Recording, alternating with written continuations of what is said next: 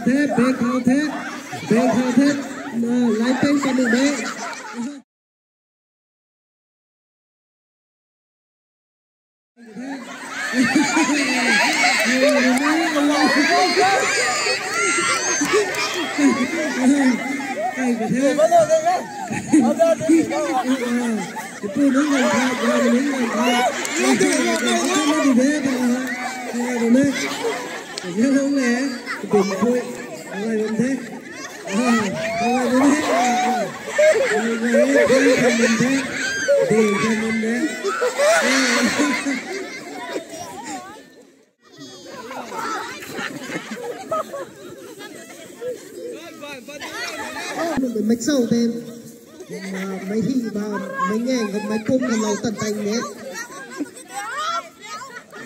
gần về thì không có rất là đi thôi thinh sao mấy cái này à uniform này phải ba này lấy tên con một mấy Hãy subscribe cho kênh Ghiền Mì Gõ để không bỏ lỡ những video hấp dẫn.